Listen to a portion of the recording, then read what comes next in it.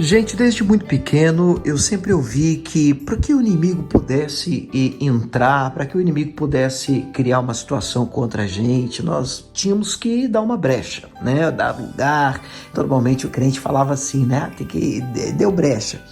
O que tem um fundo de verdade nisso, né? Não dá para negar, porque afinal de contas a Bíblia Sagrada chega a afirmar que uma maldição sem causa ela não vem.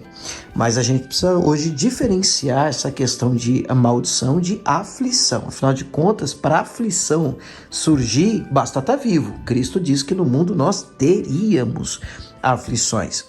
Bem, eu gostaria de ler com vocês um texto e eu acredito que isso pode te ajudar. Em algum momento da sua vida, em algum momento da sua caminhada de fé, pode ser que você olhe para esse texto e se lembre desta mensagem que eu entendo ser muito importante e oportuna para nós nesta manhã. Segundo Crônicas, capítulo 32, verso 1, a palavra de Deus diz assim: depois destas coisas e desta fidelidade, veio Senaqueribe, rei da Assíria, e entrou em Judá, e acampou-se contra as cidades fortes, e intentou separá-las para si. Bem, vamos colocar aqui os personagens nos seus lugares. O texto diz: depois destas coisas e desta fidelidade, veio Senaqueribe. Quem que é o Senaqueribe? É o rei da Síria, era o inimigo da época. E Senaqueribe veio e entrou em Judá. Judá era território do rei Ezequias, o homem de Deus do texto. Então, normalmente a gente lê esse texto e tem que se perguntar, mas peraí, depois destas coisas, que coisas? Se você ler o final do capítulo 31, fala de como Ezequias era fiel, obediente, temente a Deus, estava se conduzindo de maneira a agradar o Senhor. E é nesse clima que o capítulo 31 termina. E quando termina o 31, falando da fidelidade, falando da obediência do rei Ezequias, este que era rei de Judá, começa então o capítulo 32 dizendo que mesmo assim, depois destas coisas e desta fidelidade, o inimigo veio.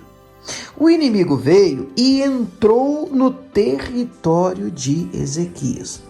Eu queria fazer aqui uma pausa e lhe perguntar: se fosse você no lugar de Ezequias, qual seria a sua reação, a sua atitude? Porque o momento em que muitos entram em crise é exatamente esse. É exatamente por não entender por que estão fazendo tudo certo e as coisas não estão caminhando.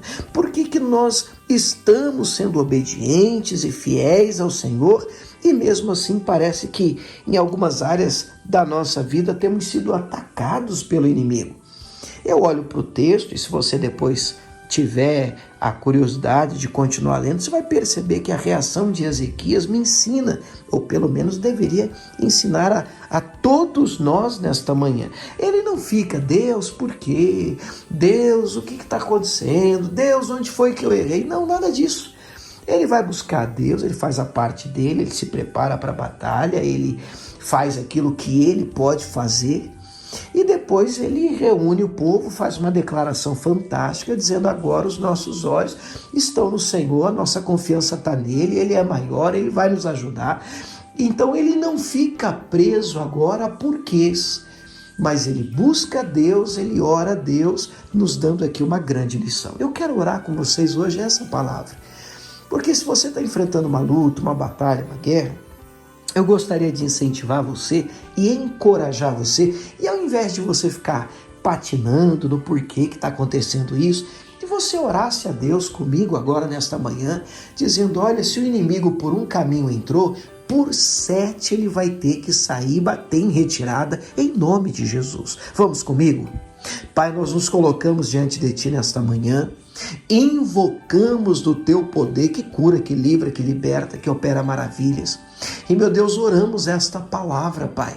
Oramos, ó Deus, levantando a nossa voz e dizendo a toda obra que não vem de Ti, toda obra que não é de Deus, tudo aquilo que não tem a graça de Deus para agir na nossa vida, que suma, desapareça, bata em retirada, vá embora, em nome de Jesus de Nazaré. É a nossa oração, Pai, pois a nossa confiança está em Ti.